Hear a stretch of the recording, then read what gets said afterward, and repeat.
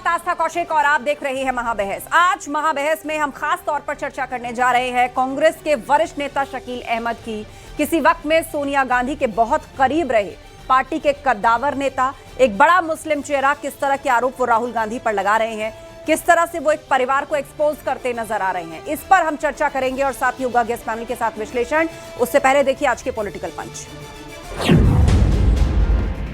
अगला साल चुनाव का साल है। मैं आज उत्तर प्रदेश की जनता को अपील करने के लिए आया हूं। उत्तर प्रदेश के विकास के लिए, उत्तर प्रदेश के युवाओं के भविष्य के लिए, देश की सुरक्षा के लिए फिर से एक बार यहां पूर्ण बहुमत की, प्रचंड बहुमत के साथ भारतीय जनता पार्टी की सरकार। ये परिवारवादी पार्टियां, चाहे कांग्रेस हो, सपा हो, बसपा हो, इस देश का, उत्तर प्रदेश का कल्याण नहीं कर सकते। उत्तर प्रदेश का कल्याण केवल और केवल भारतीय जनता पार्टी कर सकती। हम सब आदरणीय गृह और सहकारिता मंत्री जी के करकमलों से हम लोगों ने अभी वन डिस्ट्रिक्ट वन कुजीन, यानी एक जनपद एक व्यंजन, यह योजना आज लागू की है। 75 जनपदों में 75 प्रकार के भोजन सामग्री, खाने की सामग्री, अब ये उत्तर प्रदेश की भी एक नई ताकत बनेगी। अच्छा भोजन, हाइजीन युक्त भोजन, खाद्य सामग्री मिलेगी। मिलेट से बनी हुई, श्री अन्न से बनी हुई सामग्री लोगों को प्राप्त हो सके। स्थानीय उत्पाद को हम लोग जियो टैग कर सके और फिर इसके माध्यम से उसे वैश्विक पहचान दिला सके, उसकी पैकेजिंग की, उसकी ब्रांडिंग की और उसकी डिजाइनिंग को, वैश्विक मांग को, देश की मांग के अनुरूप उस प्रकार के प्रोडक्ट को हम यहां से एक्सपोर्ट कर सकें।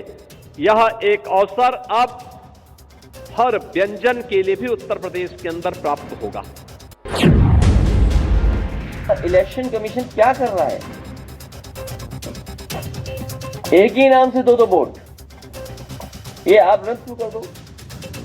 ये देखिए, ये है लिस्ट और बाकायदा लिस्ट है नाम के साथ, क्योंकि अब फर्जी वोट बनाने की तैयारी कर रहे हैं लोग। और जिस तरह की तैयारी है इनकी अधिकारियों के माध्यम से, क्योंकि सरकार अधिकारियों से मिलकर के, और क्योंकि इलेक्शन कमीशन भी निष्पक्ष नहीं है। राहुल गांधी एक के बाद एक, देखिए बिहार चुनाव से पहले भी उन्होंने वोट बचाओ यात्रा निकाली, संविधान बचाओ। एक बहुत बड़ी चीज़ है कि जिस तरह से वो संविधान का कॉपी लेकर के वो चलते हैं, इसको कैसे आप देखते हैं? लगता है कि सारी चीज़ें जो है वो गलत हंसने लगा। आपने दो बिंदु टच किए जी। आपने एक बिंदु पे आप बताइए। मुझे लगता है कि आपके पास दोनों बिंदु पे मैं बताऊंगा आपको। एक आपने वोट जोड़ो यात्रा की बात की जी। मुझको भी, मैं मुस्लिम हूँ, मुझको भी था कि बीजेपी वाले इलेक्शन कमीशन से मिलके वोट कटवा रहे हैं। मैं 2-3 मुस्लिम गांवों का नाम आपको बता सकता हूँ। औसी है हमारे यहाँ, छछुआ है हमारे बिस्ट्री में, जहाँ से मैं एमएलए होता। मैंने वहाँ मुस्लिम समाज के लोगों से पूछा कि भाई आप लोग होशियार हो ना, बीजेपी वाले इलेक्शन कमीशन से मिलकर वोट कटवा रहे हैं। कहा कि एक वोट हम लोगों का नहीं कटा है। ये लोग कहते हैं 65 लाख लोगों ने वोट कट गया। मुझको 65 आदमी पूरे बिहार में कहीं नहीं मिला जो एक जगह।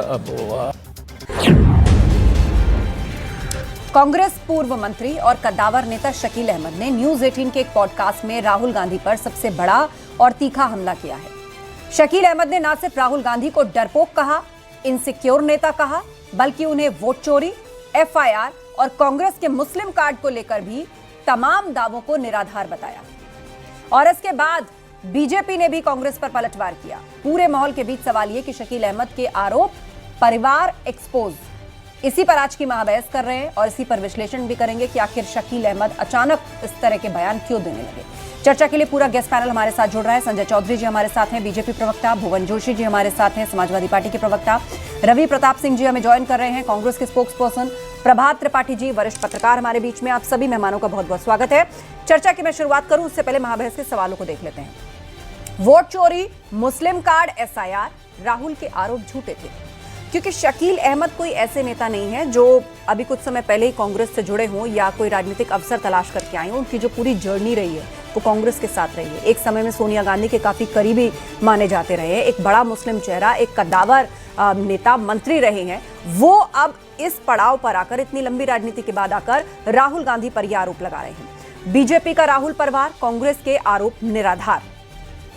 अब बीजेपी ने भी इस मुद्दे को फौरन लपक लिया है। शकील अहमद बोले राहुल गांधी पर उन्होंने हमला किया, तो अब बीजेपी भी हमलावर है कांग्रेस पर और ये कह रही है कि एसआईआर के नाम पर जो झूठ आपने गढ़ा बिहार के चुनाव में, ये आज जो झूठ आप गढ़ते हैं उस सब की पोल उनके अपने ही नेता खोल रहे हैं। शकील अहमद के आरोप, परिवार एक्सपोज।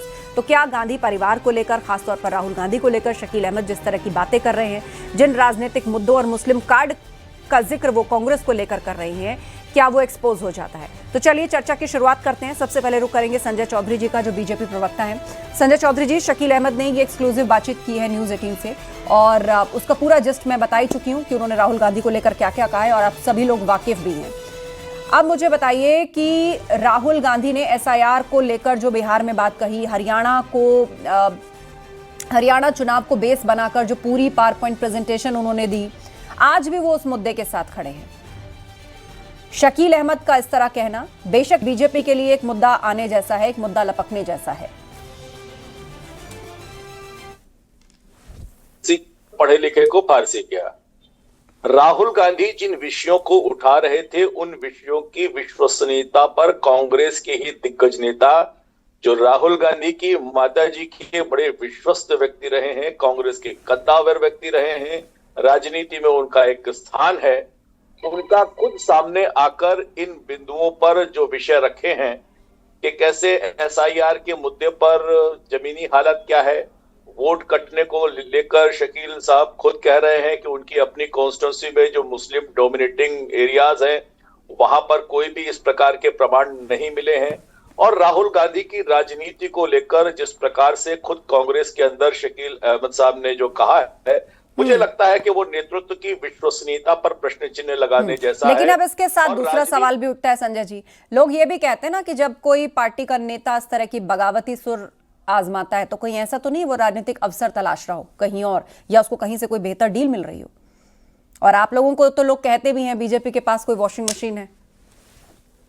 देखिए, ऊपर से नीचे तक कांग्रेस में यही हाल है। केंद्र में अगर शकील अहमद कह रहे हैं तो आज उत्तर प्रदेश में घटना घटती है कि नसीमुद्दीन जो कांग्रेस पार्टी के बड़े नेता थे उन्होंने भी कांग्रेस पार्टी छोड़ दी है।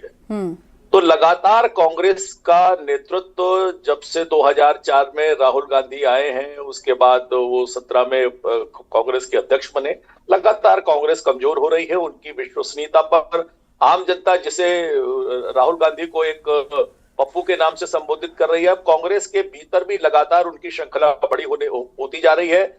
हमने देखा है कि एक इसके पहले एक ग्रुप बना था कांग्रेस में जो असंतुष्टों का ग्रुप कहलाता था, G23 के नाम से कहलाता था, उसने भी इसी बात को उठाया था। और उसके बाद आज शकील अहमद साहब ने जो बात कही है वो बहुत महत्वपूर्ण है। उन्होंने तर्कों के साथ अपनी बात को रखा है, तथ्यों के आधार पर राहुल गांधी के नेतृत्व की विश्वसनीयता पर सवाल उठाए हैं। और मुझे लगता है कि ऐसे समय पर जब नेतृत्व के लिए आवश्यक होता है कि वो सामने आकर मोर्चा संभाले, शकील अहमद साहब ने कहा है कि वो डरपोक प्रवृत्ति के राजनीतिक नेता है। तो मुझे लगता है कि जिस पार्टी का नेतृत्व अगर डरपोक है, मुद्दों पर काम नहीं करता है, तथ्यों के आधार पर वो अपनी बात नहीं रखता है, तो निश्चित रूप से कुल मिलाकर शकील अहमद का राहुल गांधी पर निशाना साधना बीजेपी को बैठे बिठाए एक मुद्दा हाथ लग गया है राहुल गांधी को घेरने के लिए। रवि प्रताप सिंह जी हमारे बीच में हैं, कांग्रेस के प्रवक्ता। रवि जी, जैसा कि मैंने इंट्रोडक्शन में ही बताया कि शकील अहमद कोई ऐसे नेता नहीं है जो हाल ही में कांग्रेस के साथ जुड़े थे। उनकी तो पूरी राजनीतिक जर्नी कांग्रेस के साथ रही है और एक वक्त में 10 जनपद के इतने करीबी, सोनिया गांधी के लिए बहुत ही विश्वसनीय, एक बड़ा मुस्लिम चेहरा, आज राहुल गांधी को सीधे सीधे इनसिक्योर नेता कह रहे हैं। और वो ये भी कह रहे हैं कि हिंदी में इसके लिए शब्द है डरपोक। राहुल गांधी चाहते हैं कि कांग्रेस तो मजबूत रहे लेकिन कोई नेता मजबूत ना होने पाए।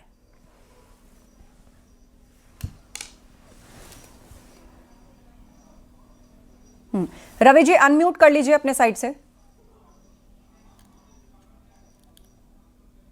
आस्था जी, आज ये जो शकील अहमद कह रहे हैं कि राहुल गांधी एक डरपोक नेता हैं, ये बड़ा अपने आप में एक हास्यास्पद है, क्योंकि एक टी शर्ट पहनने वाले व्यक्ति ने आज मोदी जी को इतना अविश्वसनीय और इतना आप यूं कहें कि विक्षिप्त कर दिया है कि सोते जागते उठते बैठते मोदी जी को केवल राहुल गांधी नजर आते हैं। लेकिन यहाँ तो मोदी कहीं भी नहीं है ना रवि जी, यहाँ तो शकील अहमद मैं शकील अहमद जी हमारी पार्टी में थे, आदरणीय नेता थे, सोनिया गांधी जी के चहेते थे। आज वो हमारी पार्टी में नहीं है। आज जब उन्होंने पार्टी छोड़ दिया तो उनका वक्तव्य किस परिदृश्य में आया है, किसके कहने से आया है, ये मैं कहने की स्थिति में अभी नहीं हूं। अब मैं आ जाता हूं आपके एसआईआर के ऊपर में। उत्तर प्रदेश में एसआईआर किया गया है केंद्रीय चुनाव आयोग द्वारा एक राज्य चुनाव आयोग द्वारा। राज्य चुनाव आयोग ने जुलाई में जो एसआईआर किया और 5 दिसंबर 2025 को जो अपनी डेटा दिया उसमें 12,69,69,610 अब इसी को ही तो घेर रहे हैं शकील अहमद। उन्होंने कहा कि एसआईआर को भी बेमतलब जो है वो कांग्रेस ने ब्लो आउट किया, राहुल गांधी ने इसको मुद्दा बनाया। वो खुद बिहार से आते हैं, उन्होंने कहा 65 लाख वोट कटा, ये हवा उड़ा दी गई। वो कह रहे हैं कि 65 लोग भी एक साथ एक ग्रुप में मुझे नहीं मिले। कई मुस्लिम गांवों का वो नाम बता के गए पॉडकास्ट में, जहां खुद उन्होंने कहा कि हमारा एक वोट नहीं कटा। आस्था जी, सुप्रीम कोर्ट में एक ही निर्वाचन क्षेत्र में हजारों लोग डुप्लीकेट हैं जो डुप्लीकेट सॉफ्टवेयर से दूर किया जा सकता था, और 5 लाख लोग डुप्लीकेट हैं, और आज भी कन्नड़ और तमिल भाषाओं में उनके पिता के नाम है। मैं उस पर नहीं जाना चाहता, मैं उत्तर प्रदेश की बात कर रहा हूं। उत्तर प्रदेश में 5 दिसंबर 2025 को जब राज्य निर्वाचन आयोग एक अपना डेटा रिलीज करता है, इसमें ग्रामीण मतदाताओं की संख्या कहता है 12,69,69,610 आप लोग उठा रहे हैं, उठाते रहेंगे। लेकिन मैं कह रही हूं कि आप राहुल गांधी पर जवाब दीजिए ना, इससे पार्टी को डैमेज होगा ना। राहुल गांधी कुछ भी हो एक चेहरा है, और जैसा शकील अहमद कह रहे थे कि मल्लिकार्जुन खड़गे तो सिर्फ एक चेहरा है, रिमोट कंट्रोल राहुल गांधी के हाथ में है।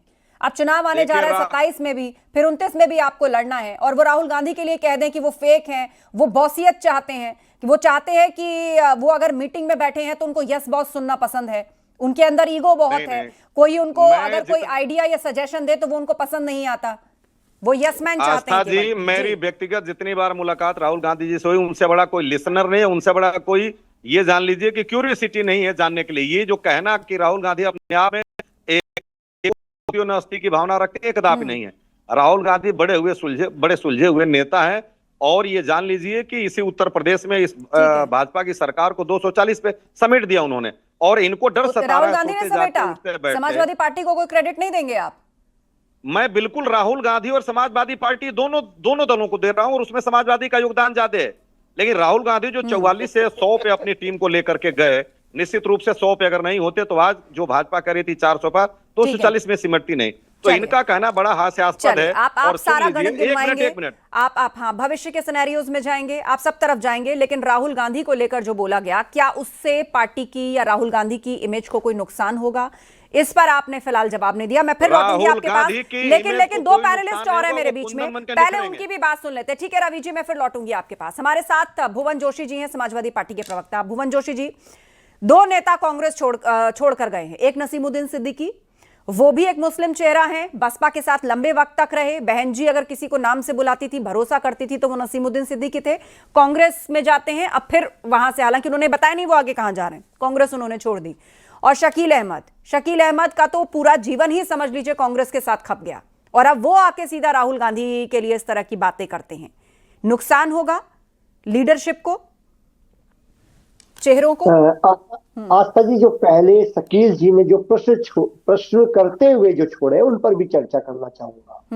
उन्होंने एसआईआर की बात कही, और मैं उत्तर प्रदेश में रहता हूं, आप भी उत्तर प्रदेश में थे, अधिकतर साथी हमारे सब जिनको मैं जानता हूं उत्तर प्रदेश में रहते हैं। माननीय मुख्यमंत्री जी योगी जी का बयान आता है कि उत्तर प्रदेश में 4 करोड़ वोट कट गए, और वो भी हमारे कट गए। ये कोई योगी जी को आपको पता होगा, कहने की आवश्यकता नहीं है, वो कांग्रेस के नेता नहीं है, भारतीय जनता पार्टी के नेता और मुख्यमंत्री है। तो एसआईआर में तो उन्होंने प्रदेश के सामने 30 करोड़ उत्तर प्रदेश के लोगों के सामने स्वीकार करा कि एसआईआर में वोट कटे और हमारे कटे। पहली बात तो उनका ये वाला बात। और दूसरा बात मैं कहना चाहता हूं, क्योंकि हम भी 32 साल से सामाजिक और राजनीतिक जीवन में, तो जो हम सीख पाए कि जब आपकी पार्टी में आप होते हैं, तब आप लीडरशिप पे क्वेश्चन करते हैं, लीडरशिप की बातें करते हैं कि ये सही नहीं हो रहा विषय, तो वो कहलाता बहादुरी का विषय। वो कहलाता देखिए क्वेश्चन करा है, यानी कि संगठन का भला चाहते हैं। लेकिन आप नई पिच पे बैटिंग करना चाहते हैं कहीं और उसकी स्क्रिप्ट लिखकर उसके हिसाब से आज आप बोलेंगे, तो निश्चित तौर पे कहा जाएगा कि आप अपने नए राजनीतिक जीवन जहां पर आप चाह रहे हैं उसके हिसाब से आप चर्चा कर रहे हैं। ये कोई नई परिपाटी नहीं है। हमारी पार्टी में, भाजपा में, कांग्रेस में, सभी राजनीतिक दलों में लोग आते जाते रहते हैं। ये कोई बड़ा विषय भी नहीं है। लोग आते जाते रहते हैं, लेकिन शकील अहमद उनमें से नहीं थे ना भुवन जी। मैंने कहा उन्होंने पूरा जीवन दे दिया पार्टी को। और आप सोचिए कि सोनिया गांधी जिस पर इतना विश्वास करती हूँ, वो कोई आम लीडर नहीं रहा भी गए हैं आस्था जी, और क्या भाषा बोलते हैं आपको पता मैं होगा। थोड़ा सा मुझे समय दे दीजिए, मैंने किसी को इंटरव्यू मैं आस्था जी मैं इतना कहना चाहता हूँ, मैंने जो सम्मान से कहा। और राहुल गांधी की जब लीडरशिप बिल्कुल फ्रंट में थी, जब वो पार्टी के राष्ट्रीय अध्यक्ष थे, उस समय कोई विषय रखते तो लोगों में आज जो उनकी विश्वसनीयता वो बढ़ जाती कि भाई माननीय राहुल गांधी के सामने उन्होंने विषय रखा कि आपका ये दृष्टिकोण देश के हित में या पार्टी के हित में नहीं है, तब उनकी आज पूरा 140 करोड़ लोग तारीफ कर रहे होते हैं। लेकिन जब आप पार्टी छोड़ देते हैं और अपने लीडर पे लगाते हैं, तो ये साफ बहुत सामान्य बात मैं कह रहा हूँ, ये तो बहुत ही सामान्य राजनीतिक बात मैं कह रहा हूँ कि आपकी जो नया घर है उसके हिसाब से जो स्क्रिप्ट है 10 सेकंड कंक्लूड करिए। आप बोलना चाहते हैं तो निश्चित तौर पर मैं कहना चाहता हूं आज मैं उनकी विश्वसनीयता पर विश्वास नहीं कर रहे, और निश्चित तौर पे ये एक पार्टी है, लोगों का आना जाना होता रहता है। और ये तो छोड़िए, मुख्यमंत्री चले गए, विजय बहुगुणा चले गए कांग्रेस के, जिन्होंने मुख्यमंत्री पद का देखा। ऐसे बहुत सारे मुख्यमंत्री, उप मुख्यमंत्री चले गए। ये तो मुख्यमंत्री तो ये भी तो अपने आप में सवाल खड़े करता है ना प्रभात त्रिपाठी जी, ये भी तो सवाल खड़े करता है कि ठीक है, उन्होंने विजय बहुगुणा का नाम लिया, मुख्यमंत्री रहकर गए, वो पार्टी ने भी उनको अवसर दिया, उन्होंने अपनी राजनीति में एक पीक भी देखा, लेकिन पार्टी छोड़कर चले गए। आज शकील अहमद पूरी तरीके से आप देखिए राहुल गांधी के खिलाफ मोर्चा खोले हुए हैं। तो आपको क्या लगता है कि कांग्रेस में क्या अब लोगों को या नेताओं को अपना भविष्य नहीं दिख रहा है? जैसा शकील अहमद कह रहे हैं कि पार्टी को तो मजबूत देखना चाहते हैं, लेकिन मजबूत नेता को पसंद नहीं करते, वो बहुत ही इनसिक्योर। देखिए आस्था जी, कहीं ना कहीं आस्था जी थोड़ी आवाज कम आ रही है, लेकिन मैं बताना चाहूंगा जितना मैंने सुना है कि कांग्रेस में जो भी पार्टी के अंदर इनके जो भी नेता लोग हैं, वो कहीं ना कहीं अपने ही राहुल गांधी पे सवाल खड़े करते हैं। उनको ये लगता है कि जो राहुल गांधी का वक्तव्य होता है वो कहीं ना कहीं बैकफायर कर जाता है। अब 2027 का चुनाव आ रहा है, SIR के मुद्दे पे, चाहे वो बिहार का मामला हो या जहां भी वोट चोरी की बात की, अगर शकील अहमद ने ये बात कही है, इसके पहले कई बार और भी बड़े कांग्रेस के वरिष्ठ नेता बोल चुके हैं। तो ऐसी स्थिति में मैं ये कहता हूं कि ये जो पॉलिटिकल पार्टी, जो विपक्षी पार्टी है, चाहे वो अखिलेश यादव हो, चाहे कांग्रेस के राहुल गांधी हो, ये बार बार वोट चोरी करके और एक ऐसा नैरेटिव पैदा करते हैं कि आने वाले समय में चुनाव, अरे भाई आप बीजेपी के काम काज के बारे में चुनाव की बात करें, अक्सर ये होता है कि वोट चोरी हो गया, कहीं SIR में ये गड़बड़ी हो रही है। अरे भाई आप अपने लीडर को, अपने नेतृत्व को, आप नेतृत्व पे जब सवाल उठाते हैं तो कहीं ना कहीं पार्टी की कमजोरी आपकी ही लगती है। उत्तर प्रदेश के अंदर कांग्रेस ने अपना संगठन मजबूत नहीं किया, कोई लीडरशिप पैदा नहीं की। अब 2027 के चुनाव में योगी जी से अगर निपटना है या भारतीय जनता पार्टी का मुकाबला करना है तो बार बार ये वोट चोरी, SIR, ये इलेक्शन कमीशन पर प्रहार करना, मतलब अगर शकील अहमद की माने तो ये सारे मुद्दे जो उठाए गए वो एक नैरेटिव साबित हुए, निकला कुछ नहीं। देखिए, अपने वरिष्ठ पत्रकार साथी को और भारतीय जनता पार्टी को, प्रवक्ता साथी को बताना चाहता हूं कि अब जो वोट चोरी से है वो भारतीय जनता पार्टी आगे निकल चुकी है। अब इन्होंने नया निकाला है कि ये डाटा चोरी करेंगे, और डाटा चोरी भी किसके मार्फत करेंगे? अपनी जो एजेंसियां वो लगाकर आदरणीय ममता जी पर ये डाटा चोरी करेंगे। क्योंकि अब जो चुनाव की तकनीक है आज के युग में, 2026 में, 27 में जो चुनाव हो रहे, 25 में जो चुनाव हुए, ये तकनीक बदल चुकी है। आस्था जी, जो पहले का चुनाव था वो अलग बेस पे होता था, आज का चुनाव डाटा बेस पे होता है। उसको उसके डाटा चोरी तक ये गिरने लग गए। मैं कहना चाहता हूँ ये भारतीय जनता पार्टी के लोग राजनीति में कितनी गिरावट लाएंगे क्या? और उत्तर प्रदेश में क्या कह के आए थे आस्था जी? देश ने देखा था हिंदू खतरे में, और अब देख रहा है, देश देख रहा है कि शंकराचार्य खतरे में। शंकराचार्य पीटे जा रहे हैं, उनके शिष्य को चोटियां पकड़ पे, शिका पकड़ के घसीटा जा रहा है, मारा जा रहा है, जूता मारा जा रहा है। सिर्फ राहुल गांधी नहीं, समाजवादी पार्टी भी वो सब कह रही है। संजय जी, तो बुजुर्ग ब्राह्मण उनको पीटा जा रहा है। देखिए, यही समाजवादी पार्टी है। जब कपिल सिब्बल कांग्रेस के खिलाफ आरोप लगा रहे थे ना, तो कपिल सिब्बल कहां पर आए? समाजवादी पार्टी में आए, और समाजवादी पार्टी ने कपिल सिब्बल को राज्यसभा का टिकट देकर दिल्ली भेज दिया। तो कांग्रेस के अंदर जो सवाल उठाने वाले नेता हैं उनको संरक्षण देने वाली समाजवादी पार्टी आज कांग्रेस के जो सबसे बड़े नेता हैं उन पर जब प्रश्न चिन्ह उठ रहा है तो मुझे लगता है कि ये कवर फायर देने की स्थिति है। निश्चित रूप से मुस्लिम नेताओं का कांग्रेस के अध्यक्ष के खिलाफ, मुस्लिम नेताओं का प्रदेश के अंदर कांग्रेस नेतृत्व के खिलाफ ये बोलना बताता है कि मुस्लिम परस्त राजनीति करने के बाद भी ये विपक्षी दल मुस्लिम जनभावनाओं के अनुरूप उन्हें आगे बढ़ाने का, उन्हें संरक्षण देने का, उनकी समस्या के समाधान करने का काम नहीं कर पा रहे। इसीलिए ये लोग इन राजनीतिक दलों को छोड़कर जा रहे हैं। और ऐसा ही आजम खां कहा करते थे और ऐसा ही मुस्लिमों को लेकर शकील अहमद ने भी कहा कि बार बार कहा जाता है कि मुस्लिमों को बाहर कर दिया जाएगा, वोट काट दिया जाएगा। 3-4 गांव के नाम उन्होंने बताए। उन्होंने कहा मैं खुद भी वहां से एमएलए रहा हूं और उन लोगों ने कहा एक भी वोट हमारा नहीं कटा है। आस्था जी, मुझे बड़ा आश्चर्य होता है, इतना बड़ा आपका जो चैनल है और भारतीय जनता पार्टी के एक जिम्मेदार साथी ऐसी बात कह रहे हैं। आपको पता है, आपको पता होना चाहिए कपिल सिब्बल जी को हमने समर्थन दिया है। वो आज भी समाजवादी पार्टी के एमपी नहीं है। हमारे कुछ एमएलए के वोट उनको मिले, ये जरूर बच सकते हैं, लेकिन आपको पता है क्या समाजवादी पार्टी के राज्यसभा सदस्य वो कहलाते हैं? थोड़ा आप पढ़ के आइए, थोड़ा लिख के आइए, थोड़ा सीख के आइए। ऐसा मत करिए, इतने बड़े चैनल का तो ध्यान रखिए, छोड़िए ऐसी बातें। अरे तो कांग्रेस के आदमी को आप समर्थन क्यों देते हैं भाई? कांग्रेस के आदमी को आप समर्थन क्यों देते हैं? कांग्रेस के नेतृत्व पर प्रश्न चिन्ह उठाता है, उसको आप समर्थन क्यों देते हैं? अगर आप कांग्रेस के नेतृत्व पर प्रश्न चिन्ह उठाने वाले व्यक्ति को आप समर्थन देते हैं तो ये इस बात का परिचायक है कि कांग्रेस के ऊपर नेतृत्व पर जो हमला करता है समाजवादी पार्टी उसके साथ खड़ी हो जाती है। मुझको लगता है ये तो समाजवादी पार्टी का षड्यंत्र नजर आ रहा है कि समाजवादी पार्टी राहुल गांधी के नेतृत्व को प्रश्नवाचक चिन्ह लग रहे हैं, उनके नेतृत्व पर लोग हमला कर रहे हैं। भुवन जी, उसके बाद रवि जी भी जुड़ गए हमारे साथ, मैं उनका रुख करूंगी। आप सुन रहे हैं ना रवि जी? फिलहाल चर्चा क्या चल रही? भुवन जी पहले। हाँ, बिल्कुल सुन रहा हूँ, बिल्कुल सुन रहा हूँ। मैं ये जानता हूँ ये किस एंगल की ओर को बहस को ले जाना चाहते हैं। ये भारतीय जनता पार्टी का चाल चरित्र और चेहरा है, इसे हम बखूबी जानते हैं। लेकिन कपिल सिब्बल जी इस देश के बहुत वरिष्ठ वकील है। अगर वहां पर वो सदन में जाकर अच्छे से अपनी बात को रखते हैं, सरकार को घेरते हैं, तो समाजवादी पार्टी उनकी मदद करिए, उनके कुछ एमएलए देकर उनकी मदद करिए, उस आवाज को बढ़ाने का काम करा माननीय अखिलेश यादव जी के नेतृत्व में। ये काम हम करते थे, करते हैं, करते रहेंगे। कोई बड़ी आवाज है इसको दबाया नहीं। कांग्रेस पर जो हमला करेगा उसकी आप मदद करते रहेंगे। ये देखिए, ये सभा के प्रवक्ता ने फिर कह दिया कि जो भी कांग्रेस के नेतृत्व पर हमला करेगा समाजवादी पार्टी उसका समर्थन करेगी। चलिए मुझे लगता है कि शकील अहमद को भी बरगलाने का काम समाजवादी पार्टी ही कर रही।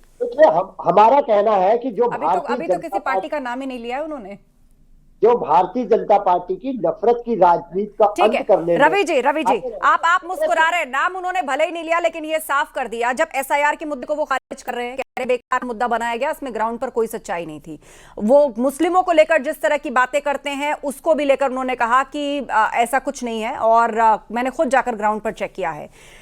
मल्लिकार्जुन खड़गे को वो कह देते हैं कि भाई सिर्फ चेहरा है, रिमोट कंट्रोल राहुल गांधी के हाथ में। तो ये जो तमाम मुद्दे राहुल गांधी ने उठाए, जिसके साथ समाजवादी पार्टी भी खड़ी है, कांग्रेस भी है, समाजवादी पार्टी भी है और जो विपक्षी गठबंधन भी है, उन सबको तो खारिज कर दिया शकील अहमद ने कि वो तो कोई मुद्दे ही नहीं। अभी ये बड़ी बड़ी बातें हमारे मित्र कह रहे थे। इनके यहाँ नितिन नवीन जी की कुछ चलती है क्या प्रधानमंत्री के आगे? आप जानती थी आस्था जी उनका नाम क्या? मैं तो नहीं जानता था और उनको उठा करके आपने बना दिया। हमारे यहाँ तो लोग चुने भी जाते हैं, आपके आज तक चुनाव हुआ क्या 1980 से आज तक? कहते आप जरूर हैं। दूसरी बात कि आपको आज भी 240 एमपीओ में एक सिग्नल जा रहा है आपका। और जिनके ऊपर आरोप हेमंत शर्मा, जिनको आप वाटर गेट का कहते थे कि घोटाला किया, बुला के धुल दिया। उसके बाद आप देखिए जिनका कोल घोटाला का आरोप लगाया आपने, जिंदल को उनको ले लिया। और इनको केवल आज की तारीख में समाजवादी पार्टी और कांग्रेस ही नजर आ रही है, क्योंकि 27 में जैसे दो लड़कों की जोड़ी ने 2024 में मोदी जी को बैसाखी पे लाके खड़ा कर दिया, जो 400 पार का नारा दे रहे थे। आज इनको उन्हीं दोनों लड़कों को 2027 में डर सता रहा है। और ये एन केन प्रकार प्रलाप करके, अनर्गल प्रलाप करके, आरोप प्रत्यारोप करके राजनीति करना चाहते हैं। सच्चाई से रूबरू होना बिल्कुल नहीं चाहते। रास्ते में है कहीं पर बार बार सिग्नल जा रहा है। संजय जी, फिर मैं प्रभात त्रिपाठी जी का रुख करती हूँ। देखिए, कांग्रेस के लोग ही अगर कांग्रेस की सबसे बड़ी कमजोरी हो जाता है कि एसआईआर पर राहुल गांधी से मुसलमान भी सहमत नहीं है। ये बहुत बड़ी बात हो जाती है। प्रभात जी। नहीं, निश्चित तौर पे देखिए आस्था जी, निश्चित तौर पे कांग्रेस के अंदर जो एक लॉबी काम कर रही है, देखिए कांग्रेस ने प्रियंका गांधी और राहुल गांधी के बीच भी सब कुछ ठीक नहीं है कांग्रेस के अंदर।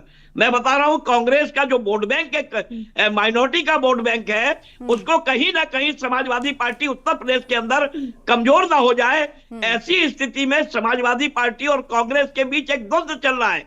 और उत्तर प्रदेश को लेकर कांग्रेस में संगठन उन्होंने बनाया नहीं, प्रियंका बनाम राहुल चल रहा है पार्टी के अंदर।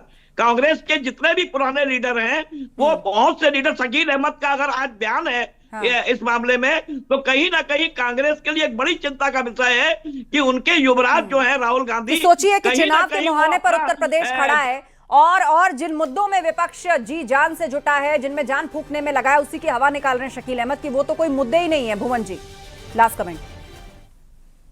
देखिए, मैंने आपसे कह दिया आस्था जी, पूरा देश समझ रहा है ये जो स्क्रिप्ट है, ये जो पार्टी उन्होंने ज्वाइन करनी वहीं से लिखी है, ये उसी को करने का काम कर रहे हैं। मैं कह रहा हूं उनका बहादुर नेता माना जाता अगर वो उस पार्टी में रहकर अब पार्टी के अंदर उस बात को उठाते, लेकिन वो पार्टी के जाने के बाद नहीं सुन रही होगी ना पार्टी, तभी तो देखिए ना इतने, अब वो कोई आजकल के तो नेता है नहीं ना जिन पर आप अपॉर्चुनिस्ट का टैग लगा देंगे।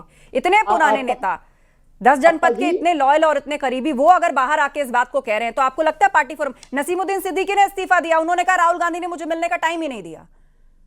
ये सारा दर्द शकील अहमद बयां कर रहे थे पॉडकास्ट में। Sanjay ji, last comment. हाँ, देखिए, मुझे लगता है कि शायद जब तर्क काम नहीं करते तो ऐसी बात की जाती है। शशि थरूर क्या कह रहे हैं ये कांग्रेस को समझ में नहीं आ रहा। मुझे लगता है कि शशि थरूर ने भी ऐसे ही प्रश्न उठाए थे।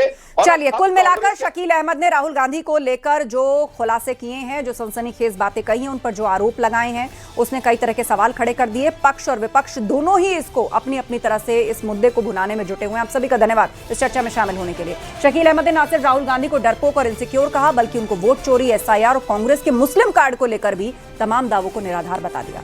महाबहस में इतना ही। खबरें जारी हैं, बने रहिए हमारे साथ।